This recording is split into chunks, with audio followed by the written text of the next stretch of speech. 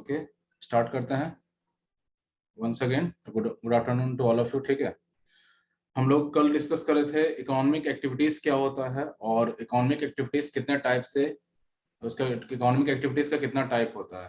तो हमने डिस्कस किया था इकोनॉमिक एक्टिविटीज में आपको उसका दो पार्ट होता है, एक मार्केट एक्टिविटी होता है और एक नॉन मार्केट एक्टिविटी होता है। अगर सिंपल वे में बोला जाए तो नॉन मार्केट एक्टिविटी जिसमें हम सेल्फ कंजम्पशन के लिए प्रोडक्शन करते हैं, जो भी काम हम करते हैं, जो भी एक्टिविटी करते हैं वो अपने सेल्फ कंजम्पशन के लिए करते हैं। ठीक है, और मार्केट एक्टिविटी में हम दूसरों के लिए कंजम्पशन के लिए, मतलब अदर पर्सन के लिए कंजम्पशन के लिए प्रोडक्शन करते हैं या कोई भी काम करते हैं। ठीक है, जैसे मान के चलिए कि कोई मिस्त्री, एक जो लेबर होता है, उसको क्या बोलते हैं, जो मकान बनाता है, वो अगर अपना घर बना रहा है, वो खुद अपना घर, देखिए जो हमारे यहाँ मिस्त्री का काम करता है वो अपना घर भी बना सकता है, हमारे यहाँ भी काम करता है। तो अगर वो अपना घर बना रहा है तो उसका मार्केट एक्टिविटी नहीं है, मगर जब वो दूसरों के यहाँ काम कर रहा है तो वो मार्केट एक्टिविटी है। ठीक है, दोनों काम तो वो एक ही कर रहा है, मतलब वहां भी अपना घर बना रहा है, यहाँ भी घर बना रहा है, बट जब वो अपना घर बना रहा है तो मार्केट एक्टिविटी वो नहीं कहलाएगा। ठीक है, क्लियर है? क्लियर? Yes sir. आप सभी अनम्यूट है, कम से कम रिप्लाई आएगा तो फिर आगे बढ़ने में आसान होगा। इसी में आपका है economic activities by man and women, economic activities by man and women. तो इसमें आपको क्वेश्चन पूछा जा सकता है कि in historical time how the activities of how the economic activities of man and women are decided या were decided in historical time या in the past, how the economic activities of man and women were decided.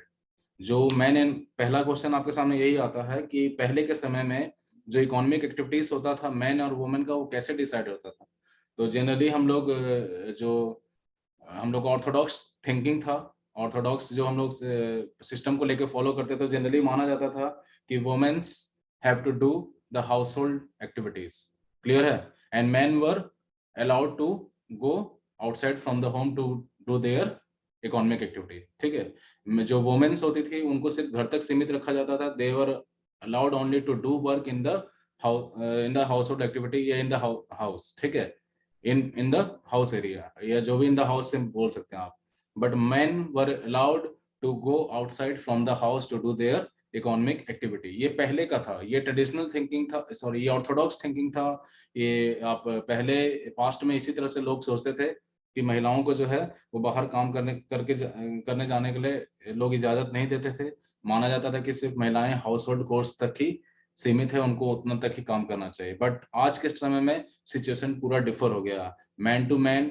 आप देखिए, जहां पे जितना presentation women का है, जितना प्रेजेंटेशन मैन का है, उतना ही वुमेन का है। इवन कहीं ज्यादा, कहीं कहीं सेक्टर तो ऐसा है जहां पर वुमेन्स जो है वो आज आगे जा चुकी है मैन से। ठीक है, मतलब आज इक्वलिटी आ चुका है, इक्वलिटी भी है और मोर देन इक्वलिटी भी जा चुका है। आज का जो सिनेरियो है, आज किसी को रेस्ट्रिक्शन नहीं है।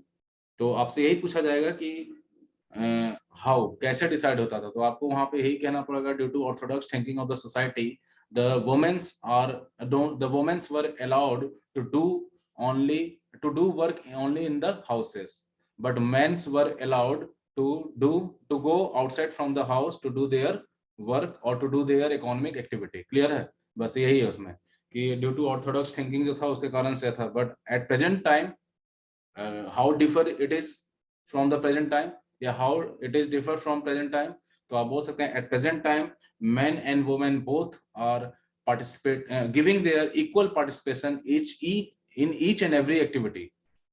Both men and women are giving their equal participation, equal presence in any activity, चाहे जहां भी आप काम करवा लीजिए, हर जगह। देखिए पहले एक और सिचुएशन था कि डिफेंस में, सिक्योरिटी में महिलाओं को नहीं रखा जाता था।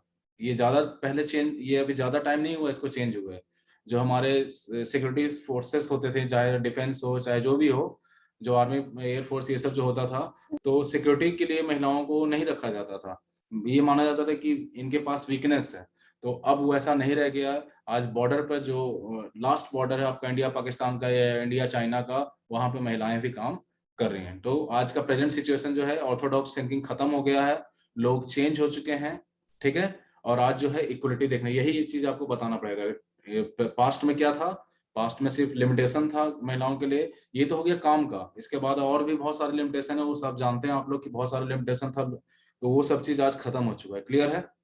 और इसमें कुछ भी ऐसा नहीं है आज किसी भी स्टेज में हर तरह के, चाहे आप एजुकेशन की बात कर लीजिए, को एजुकेशन प्रोवाइड करने का बात हो, महिलाओं को भी इक्वल, ये घर की लड़कियों को भी इक्वल पार्टिसिपेशन दिया जा रहा है कि आप भी पढ़िए, जितना पढ़ सकते हैं, जितना आपके आपके लिए जरूरत है, जितना आपको लगता है कि you can be able to do study, आप पढ़िए। अब्रॉड जाके पढ़ने का बात हो या इन इन इन सेम कंट्री बात हो, तो हर जगह आप आज जाके काम कर सकते हैं। तो ये चेंजेस आया है, ठीक है, और इसमें कुछ भी नहीं है। क्लियर है?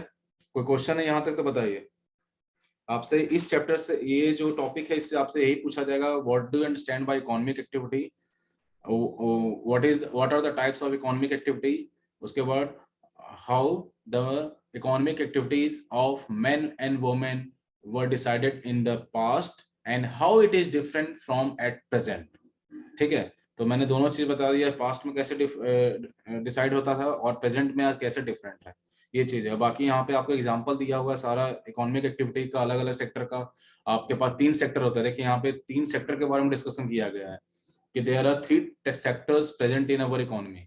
ठीक है, या ये भी कह सकते हैं our economy is divided into 3 sectors. आप क्लास 10th में जाके इसको चैप्टर 2 जो क्लास 10th का इकोनॉमिक्स का है, उसमें इसी के बारे में डिटेल में पढ़ना है, बट यहाँ पे इन शॉर्ट में हम बता के चलते हैं कि there are 3 sectors in our economy. First one is primary sector, second one is secondary sector और manufacturing sector, third one is tertiary sector और service sector. ठीक है, पहला है primary sector, it is also known as agricultural sector.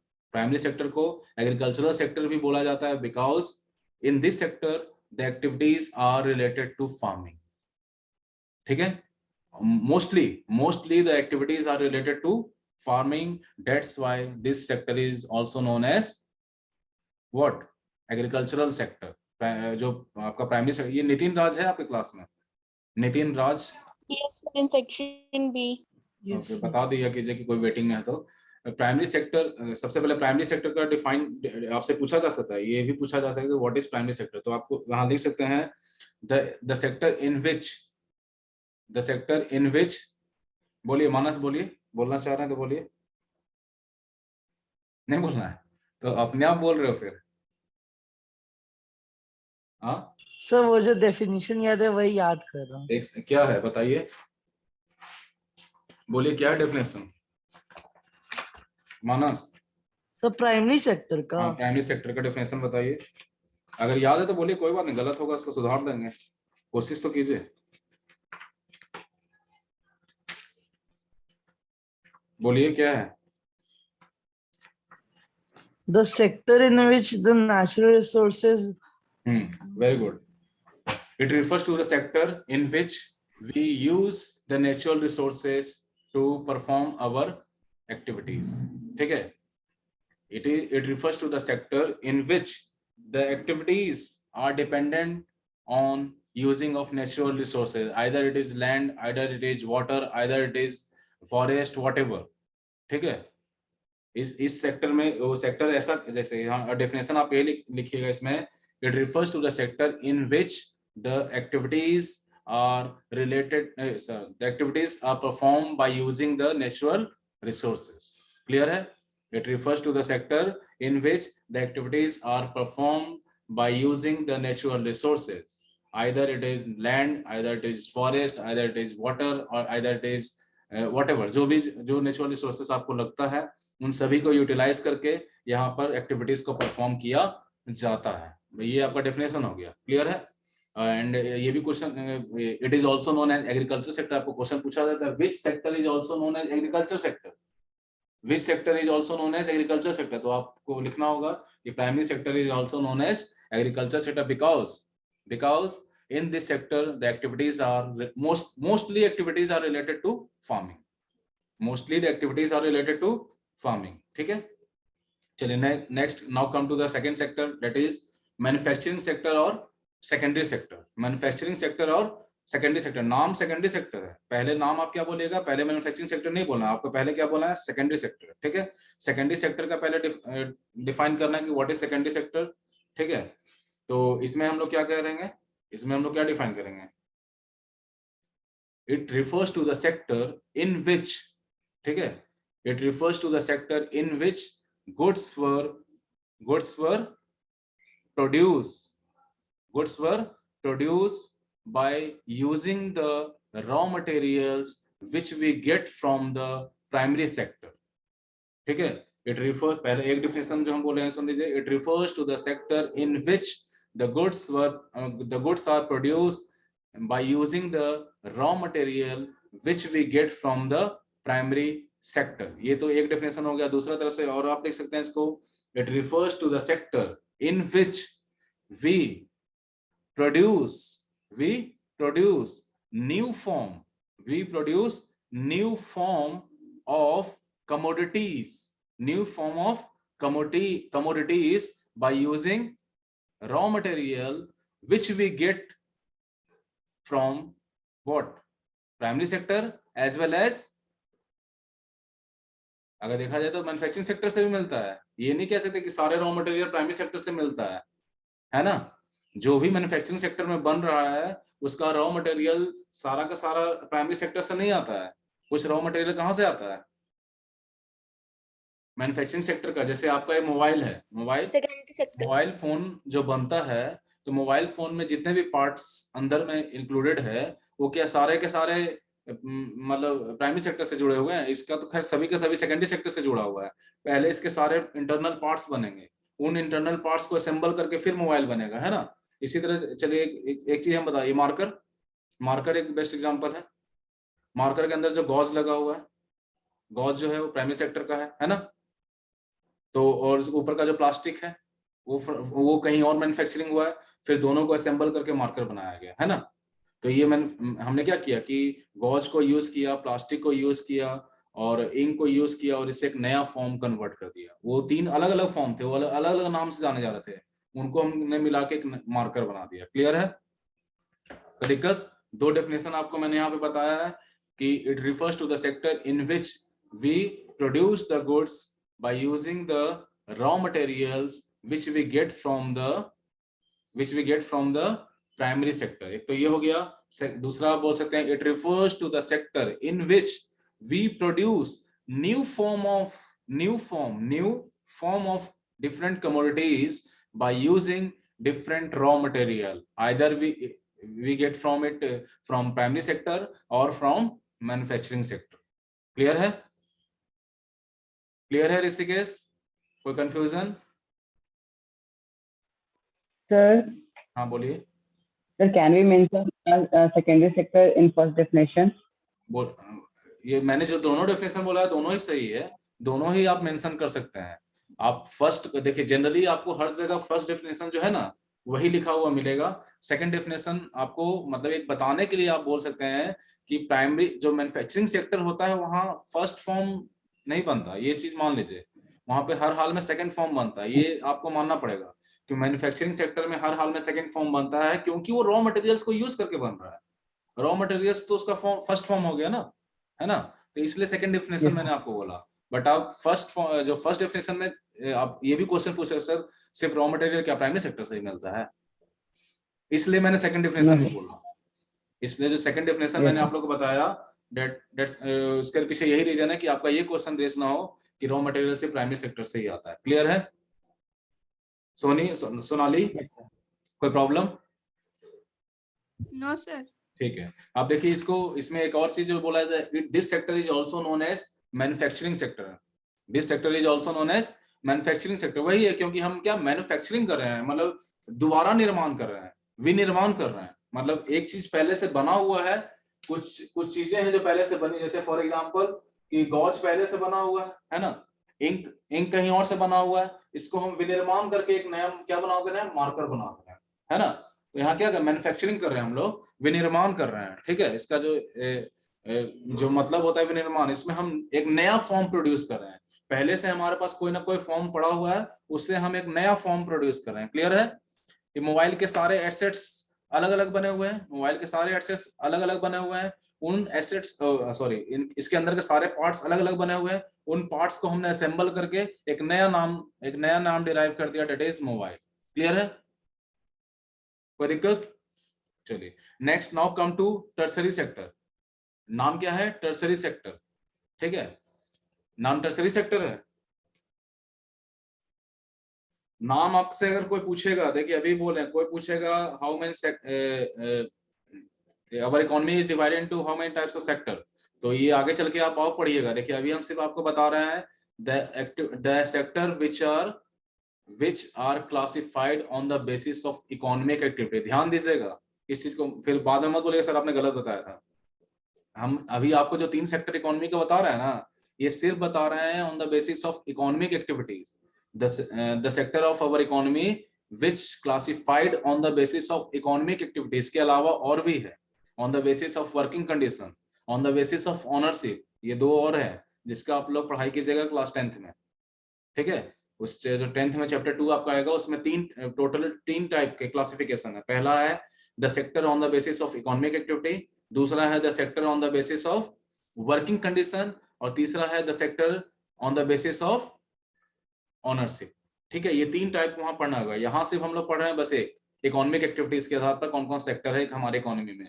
तो 3 sector है, आपको नाम पहले यही 3 देना है, primary sector, secondary sector and tertiary sector, यही नाम है, मेन नाम यही है। इसके बाद आप बोल सकते हैं कि primary sector is also known as आपका agriculture sector, secondary sector is also known as manufacturing sector, and tertiary sector is also known as service sector. ठीक है, ये 3 नाम आपको सेकंड में बोलना है अगर कोई पूछेगा तो। ऐसे आपको सीधा सीधा जवाब देना, टर्सरी, प्राइमरी और सेकेंडरी। ठीक है, तो हम लोग लास्ट में आते हैं टर्सरी सेक्टर क्या होता है। अब ये एक ऐसा सेक्टर है जहां पे कोई भी गुड्स प्रोड्यूस नहीं होता। It refers to the sector in which we produce only services, not any goods. ठीक है, ये एक ऐसा सेक्टर है जहां पे कोई सामान नहीं बनता, यहाँ पे सिर्फ और सिर्फ सर्विस प्रोवाइड किया जाता है। ठीक है, जैसे फॉर एग्जांपल अभी जो हम लोग कर रहे हैं, मैं जो कर रहा हूं, I am providing service, this is the work related to tertiary sector.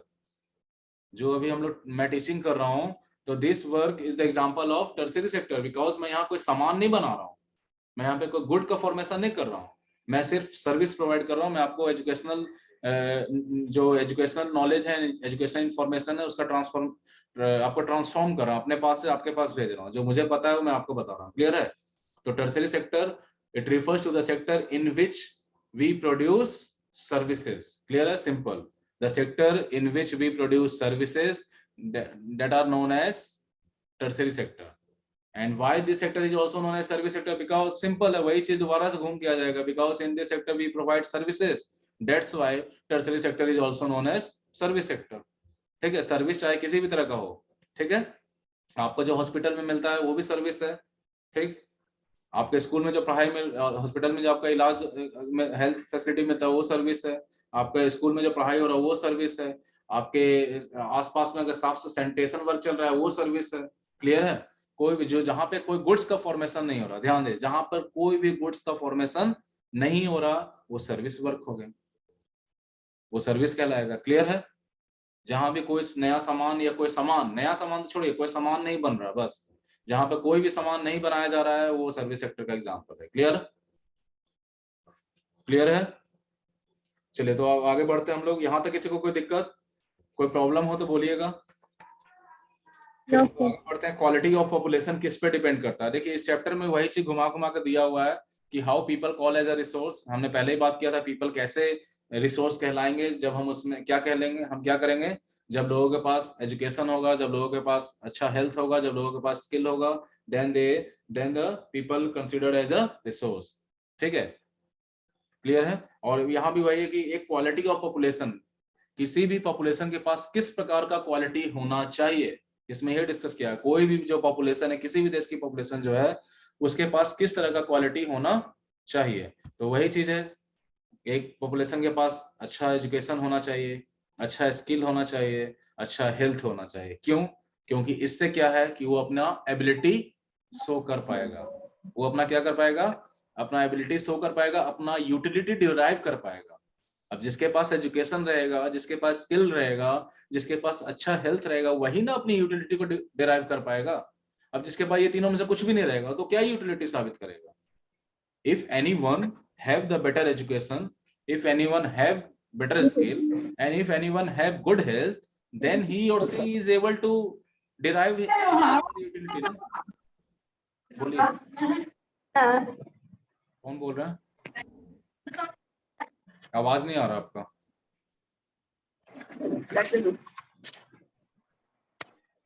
Chat box में लिख के बोल दीजिए ना, आवाज नहीं आ रहा तो हम समझा देंगे।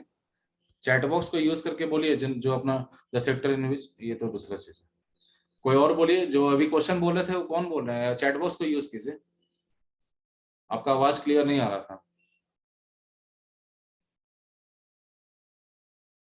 अब शांत हो जाएगा। किसका आवाज था?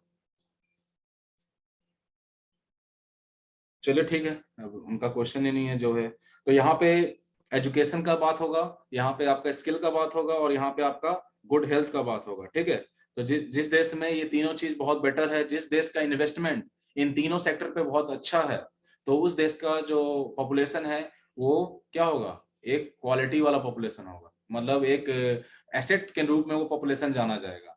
और जितने लोगों के पास ये तीनों चीज मौजूद हैं, वो पॉपुलेशन जो है अपनी, वो जो लोग हैं वो अपनी यूटिलिटी को डिराइव कर पाएंगे। तो आपसे यही पूछा जा सकता है कि which type of qualities needed in population, ये needed for the population, which type of qualities needed for the population to classify them as a resource, तो आप यहाँ कह सकते हैं क्या? बोलिए, क्या आंसर बोलिएगा? The population need better education, better skill and good health, and better health. ठीक है, to क्या? To enhance themselves and to derive their utility. ठीक है, if the population have these three qualities, then they have the ability, तब उनके पास ability है। अब वो करेंगे, अपना यूटिलिटी डिराइव करेंगे कि नहीं करेंगे, उनके ऊपर डिपेंड है। बट मान के चलिए कि आज आप पढ़े लिखे हैं, ठीक है, आपके पास एजुकेशन मिल गया, आपका हेल्थ भी अच्छा है, आपके पास स्किल भी है, तो यू हैव द एबिलिटी ना। बट आप करिएगा कि नहीं कीजिएगा, अपना यूटिलिटी डिराइव कीजिएगा कि नहीं कीजिएगा, अपनी उपयोगिता डिराइव कीजिएगा नहीं कीजिएगा, आपके ऊपर डिपेंड है। और अगर कीजिएगा तो यू आर एसेट, और नहीं कीजिएगा तो यू आर ए लायबिलिटी। पढ़ लिख के भी आप लायबिलिटी बन जाएगा। क्लियर है? यहाँ पे कुछ डाटा दिया हुआ है कि कितना जो है, कितना पैसा खर्च किया जाता है। देखिए, हर चीज में पैसा, देखिए यहाँ बताया गया कि फर्स्ट ईयर जो फर्स्ट प्लान था, फर्स्ट 5 ईयर जो प्लान था, उस समय देखिए, the plan outlay on education has increase from rupees 151 crore in the first plan to rupees 3766.90 crore in the 11th plan. यहाँ दो 5 ईयर प्लान का एग्जांपल दिया हुआ, 5 ईयर प्लान, पंचवर्षीय योजना। तो पहली पंचवर्षीय योजना में एजुकेशन के लिए 151 करोड़ रुपया मतलब डिसाइड किया गया था कि हमें एजुकेशन के ऊपर इतना पैसा खर्च करना है। सरकार के द्वारा कुछ डाटा दिया हुआ है। इस डाटा का खैर आप यहाँ पे उतना ज्यादा यूटिलाइज नहीं है, क्योंकि डाटा से रिलेटेड क्वेश्चन आपका अलग टाइप से आता है। डाटा दिया हुआ रहता है, आपको स्टडी कीजिए और उससे रिलेटेड क्वेश्चन आप, जैसे ऊपर में आपका ग्राफ दिया हुआ है ना, पेज नंबर 21 पे ग्राफ दिया हुआ है, उस ग्राफ के आधार पर नीचे देखिए कुछ क्वेश्चन पूछे गए हैं, वो आप बता सकते हैं इसी में लेट्स डिस्कस वाला में। तो आपका कहा जा रहा है कि जो पहली पंचवर्षीय योजना थी हमारे देश में, उसमें एजुकेशन के ऊपर 151 करोड़ रुपया पैसा खर्च करने का टारगेट रखा गया था। वही आगे 11th जो 5 ईयर प्लान था, उसमें आपका ये पैसा बढ़ के हो गया 3766.90 करोड़। इतना पैसा फिर हो गया। पहला पंचवर्षीय योजना में एजुकेशन के ऊपर सिर्फ 151 करोड़ था, और 11th पंचवर्षीय योजना में कितना हो गया? 3766 बोल सकते हैं, या 3766 करोड़ बोल सकते हैं। क्लियर है? तो इस तरह से बढ़ता है इन्वेस्टमेंट। आज जो है धीरे धीरे जैसे जैसे नीड होगा और ज्यादा इन्वेस्टमेंट बढ़ेगा एजुकेशन के ऊपर। अब यहाँ बोला था expenditure on education as a percentage of GDP rose from. अब ये क्या कह रहा है कि इस साल जो एक्सपेंडिचर था जीडीपी के हिस्से का, जो हमारा टोटल जीडीपी था ना, जीडीपी जो ग्रॉस डोमेस्टिक प्रोडक्ट उस समय का था, उस ग्रॉस डोमेस्टिक प्रोडक्ट के वैल्यू का 0.64%, यही है ना, 0.64% सिर्फ ये जो पैसा था। अब आप इसी से निकाल सकते हैं, ध्यान से देखिए, इससे आप निकाल सकते हैं कि उस समय हमारे जीडीपी का वैल्यू क्या था। समझ रहे हैं? ये जो 0.64% है ना, इससे आप 1951 के टोटल जीडीपी को फाइंड आउट कर सकते हैं। बोला गया यहाँ पे कि 1951-52 में हमारे जीडीपी का 0.64% एजुकेशन के ऊपर खर्चा किया गया था, 0.64%। ठीक है, तो आप इसको अगर कन्वर्ट करना चाहेंगे तो आप कर सकते हैं ना, इतना परसेंटेज को फिर आप कन्वर्ट करके अगर टोटल जीडीपी निकालना होगा तो निकलेगा कि नहीं निकलेगा? इतना रुपया हो गया हमारा, इतना परसेंट, इतना परसेंट बराबर इतना रुपया हो गया, इतना परसेंट बराबर इतना रुपया हो गया, तो 100% बराबर कितना होगा? निकल जाएगा ना ऋषिकेश, निकलेगा? 6.64% बराबर इतना पैसा हो गया, 151 करोड़। तो इतना परसेंट बराबर इतना करोड़ हो गया, तो 100% बराबर कितना होगा? निकलेगा ना? मैथमेटिक्स तो आता है ना आप लोगों को? ये मैथमेटिक्स है, तो आप यहाँ पे आराम से निकाल सकते हैं कि उस समय का हमारा जीडीपी कितना था। ठीक है, तो यही बताया गया है कि 1951-52 में 0.64% एक्सपेंडिचर था एजुकेशन के ऊपर जीडीपी का, जो कि 2015-16 में बढ़कर कितना हो गया? 3%। कितना हो गया? 3%। जीडीपी का 3%, जीडीपी का।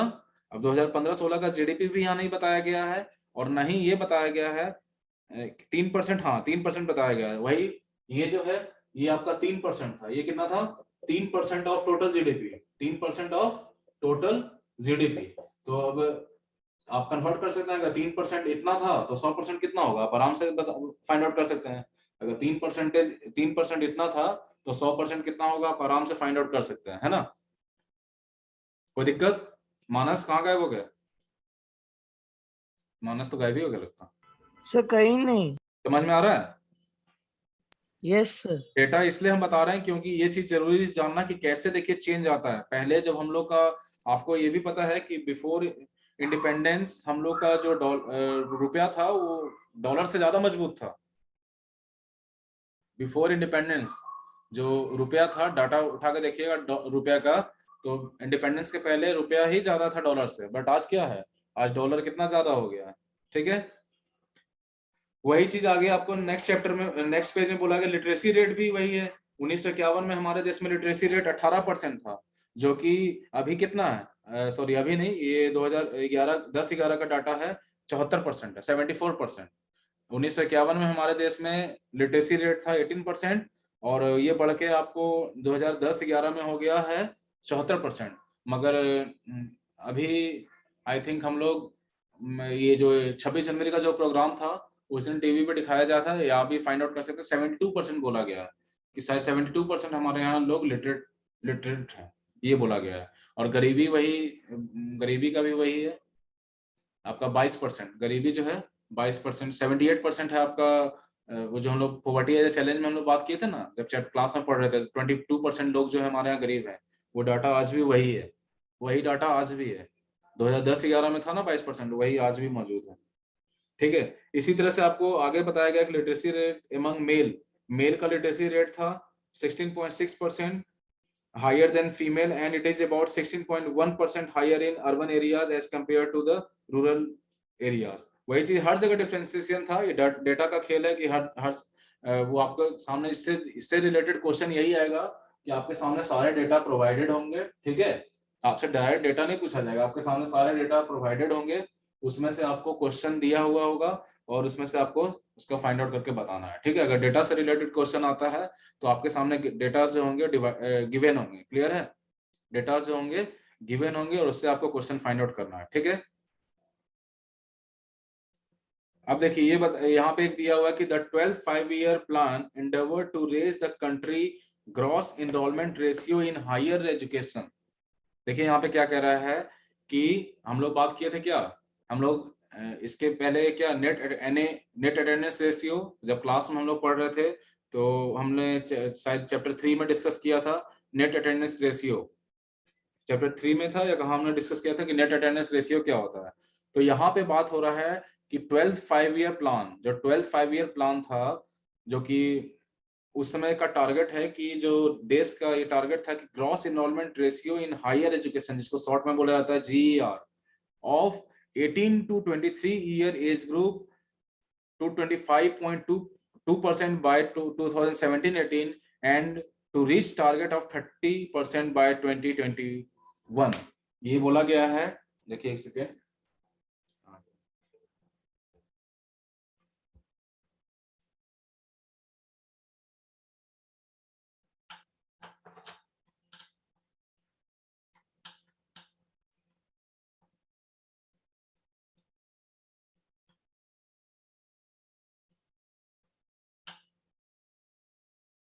समझिएगा दोनों का फर्क। ग्रॉस GER है, GER, ये है इनरोलमेंट। ये क्या है? इनरोलमेंट, कितने लोग का एडमिशन होगा, कितने लोग का एडमिशन होगा, ठीक है।